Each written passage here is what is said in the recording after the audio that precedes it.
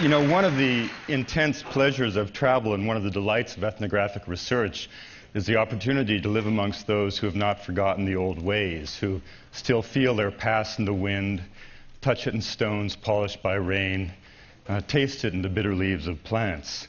Just to know that jaguar shamans still journey beyond the Milky Way, or the myths of the Inuit elders still resonate with meaning, or that in the Himalaya the Buddhists still pursue the breath of the Dharma, is to really remember the central revelation of anthropology, and that is the idea that the world in which we live in does not exist in some absolute sense, but is just one model of reality, the consequence of one particular set of adaptive choices that our lineage made, albeit successfully, many generations ago.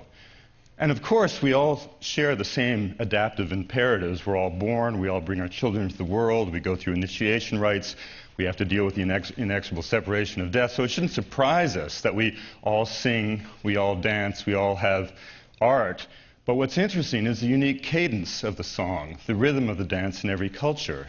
And whether it is the Panan in the forests of Borneo, or the voodoo acolytes in Haiti, or the warriors in the Kaisu Desert of northern Kenya, the curandero in the mountains of the Andes, or a caravansary in the middle of the Sahara.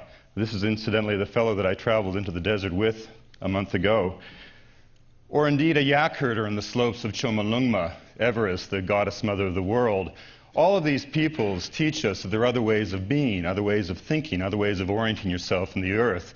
And this is an idea that, if you think about it, can only fill you with hope. Now, together, the myriad cultures of the world make up a web of spiritual life and cultural life that envelops the planet and is as important to the well-being of the planet as indeed is the biological web of life that you know as a biosphere. And you might think of this cultural web of life as being an ethnosphere, and you might define the ethnosphere as being the sum total of all thoughts and dreams, myths, ideas, inspirations, intuitions brought into being by the human imagination since the dawn of consciousness. The ethnosphere is humanity's great legacy. It's a symbol of all that we are and all that we can be as an astonishingly inquisitive species. And just as the biosphere is being severely eroded, so too is the ethnosphere, and if anything, at a far greater rate. No biologist, for example, would dare suggest that 50% of all species are moribund or on the brink of extinction, because it simply is not true. And yet that, the most apocalyptic scenario in the realm of biological diversity, scarcely approaches what we know to be the most optimistic scenario in the realm of cultural diversity. And the great indicator of that, of course, is language loss. When each of you in this room were born, there are 6,000 languages spoken on the planet. Now, a language is not just a body of vocabulary or a set of grammatical rules. A language is a flash of the human spirit. It's a vehicle through which the soul of each particular culture comes into the material world. Every language is an old-growth forest of the mind, a watershed of thought, an ecosystem of spiritual possibilities.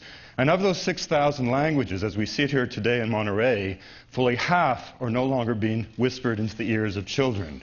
They're no longer being taught to babies, which means effectively, unless something changes, they're already dead. What could be more lonely than to be enveloped in silence, to be the last of your people to speak your language, to have no way to pass on the wisdom of the ancestors or anticipate the promise of the children? And yet that dreadful fate is indeed the plight of somebody somewhere on Earth roughly every 2 weeks, because every 2 weeks some elder dies and carries with them into the grave the last syllables of an ancient tongue. And I know there's some of you who say, well, wouldn't it be better, wouldn't the world be a better place if we all just spoke one language? And I say, great, let's make that language Yoruba. Let's make it Cantonese. Let's make it Kogi. And you'll suddenly discover what it would be like to be unable to speak your own language. And so what I'd like to do with you today is sort of take you on a journey through the ethnosphere, a brief journey through the ethnosphere, to try to begin to give you a sense of what, in fact, is being lost. Now, there are many of us who sort of forget that when I say different ways of being, I really do mean different ways of being. Take, for example, this child of the Barasana in northwest Amazon, a people of the Anaconda who believe that mythologically they came up the Milk River from the east in the belly of sacred snakes. Now, this is a people who cognitively do not distinguish the color blue from the color green because the canopy of the heavens is equated to the canopy of the forest upon which the people depend. They have a curious language and marriage rule, which is called linguistic exogamy. You must marry someone who speaks a different language, and this is all rooted in mythological past.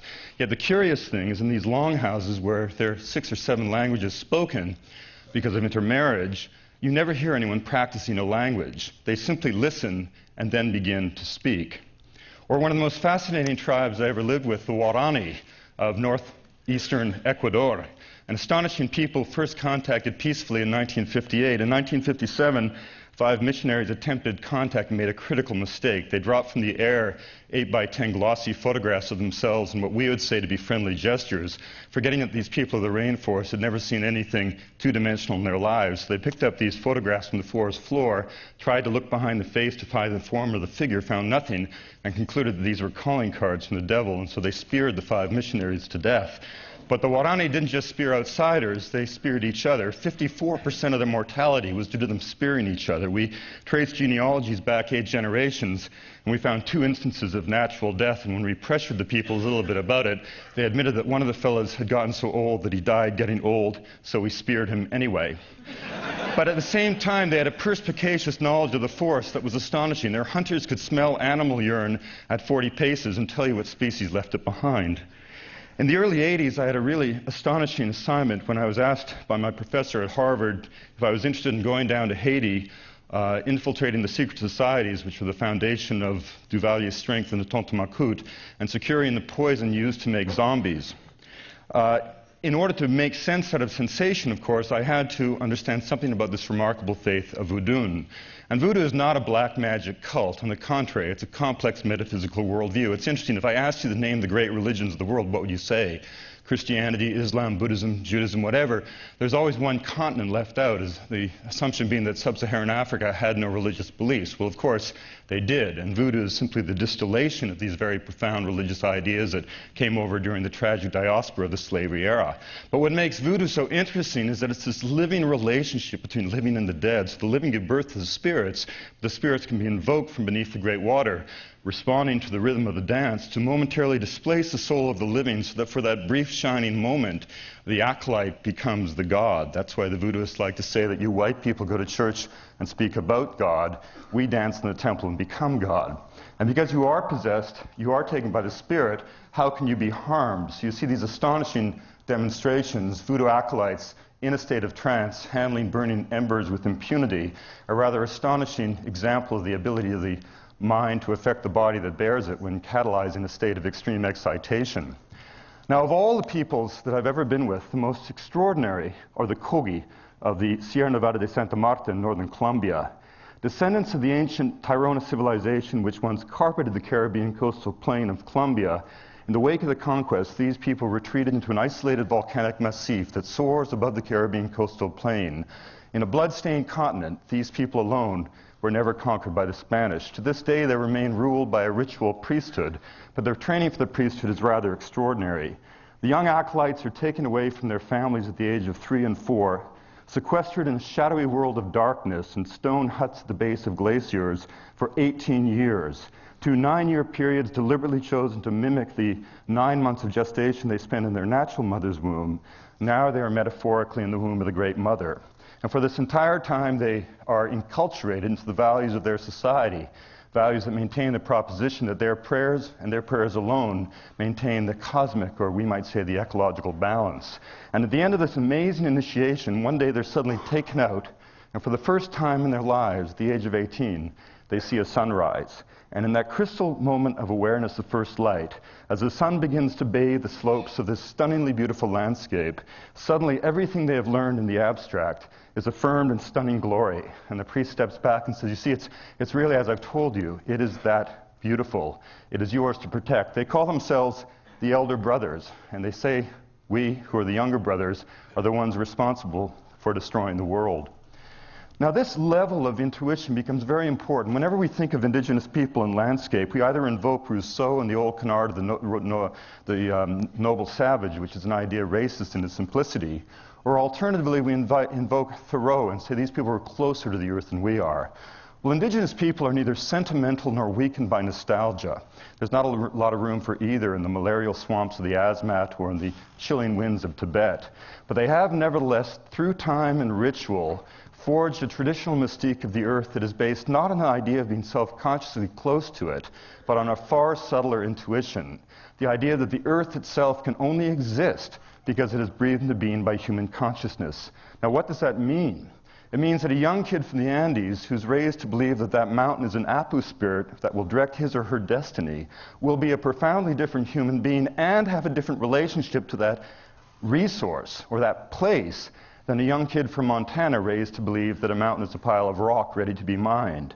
Whether it's a abode of a spirit or a pile of ore is irrelevant. What's interesting is the metaphor that defines the relationship between the individual and the natural world. I was raised in the forests of British Columbia to believe those forests existed to be cut. That made me a different human being than my friends amongst the Kwagyuth who believed that those forests were the abode of Hukuk and the crooked beak of heaven and the cannibal spirits that dwelled at the north end of the world, spirits they would have to engage during their Hamatsa initiation. Now, if you begin to look at the idea that these cultures could create different realities, you can begin to understand some of their extraordinary discoveries. Take this plant here. It's a photograph I took in the northwest Amazon just last April. This is ayahuasca, which many of you have heard about, the most powerful psychoactive preparation of the shaman's repertoire. What makes ayahuasca fascinating is not the sheer pharmacological potential of this preparation, but the elaboration of it. It's made really of two different sources. On the one hand, this woody liana, which has in it a series of beta-carbolines, harmine, harmaline, mildly hallucinogenic. To take the vine alone is rather to have sort of blue, hazy smoke drift across your consciousness. But it's mixed with the leaves of a shrub in the coffee family called Psychotria viridis. This plant has in it some very powerful tryptamines, very close to brain serotonin, dimethyltryptamine, 5-methoxydimethyltryptamine.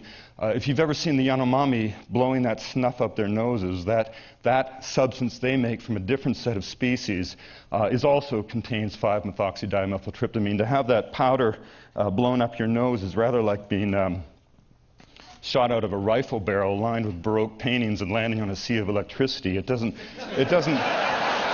create the distortion of reality, it creates the disillusion of reality. In fact, I used to argue with my professor, Richard Evans Schultes, who was the man who sparked the psychedelic era with his discovery of the magic mushrooms in Mexico in the 1930s. I used to argue that you couldn't classify these tryptamines as hallucinogenic because by the time you're under the effects, there's no home anymore to experience a hallucination. But the thing about tryptamines is they cannot be taken orally because they're denatured by an enzyme found naturally in the human gut called monoamine oxidase. They can only be taken orally if taken in conjunction with some other chemical that denatures the MAO. Now, the fascinating thing is that the beta-carbolines found within that liana are MAO inhibitors of the precise sort necessary to potentiate the tryptamine. So you ask yourself a question: how in a flora of 80,000 species of vascular plants did these people find these two morphologically unrelated plants that, when combined in this way, created a kind of biochemical version of the whole being greater than the sum of the parts?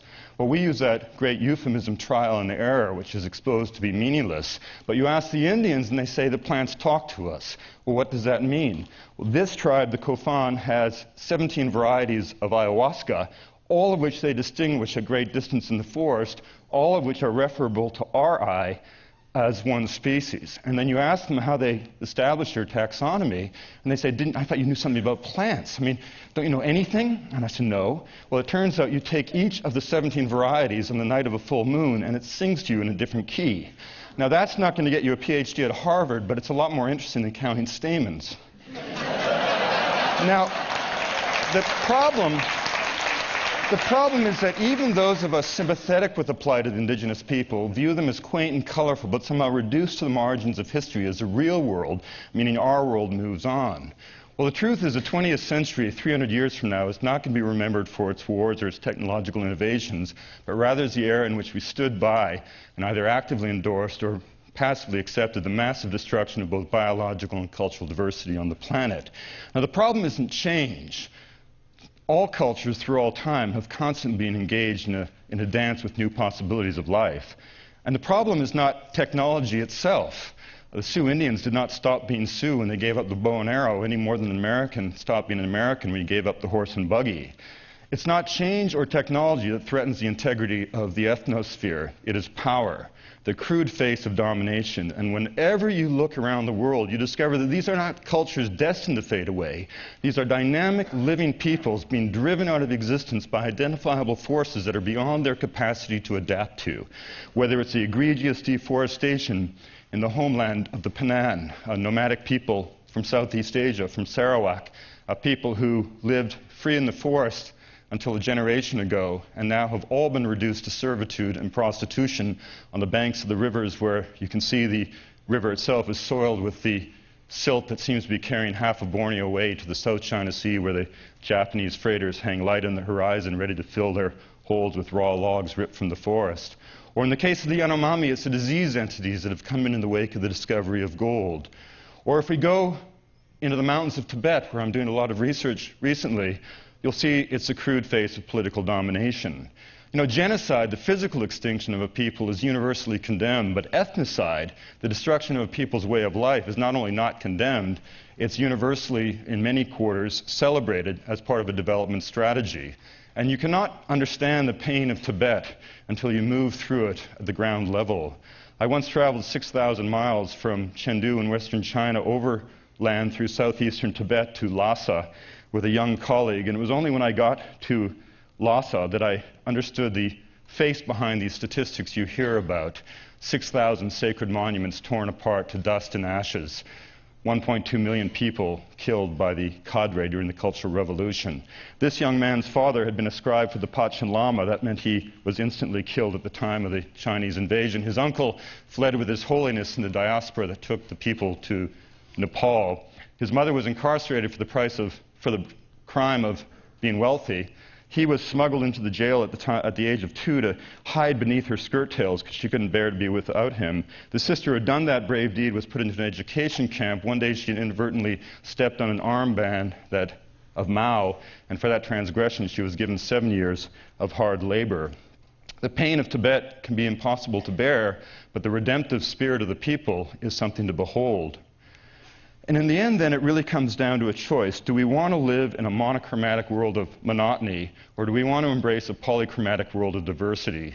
Margaret Mead, the great anthropologist, said before she died that her greatest fear was that as we drifted toward this blandly amorphous generic worldview, not only would we see the entire range of the human imagination reduced to a more narrow modality of thought, but that we would wake from a dream one day having forgotten that there were even other possibilities. And it's humbling to remember that our species has perhaps been around for 600,000 years. The Neolithic Revolution, which gave us agriculture, at which time we succumbed to the cult of the seed, the poetry of the shaman was displaced by the prose of the priesthood, we created hierarchy, specialization, surplus, is only 10,000 years ago. The modern industrial world as we know it is barely 300 years old. Now that shallow history doesn't suggest to me that we have all the answers for all of the challenges that will confront us in the ensuing millennia. When these myriad cultures of the world are asked the meaning of being human, they respond with 10,000 different voices.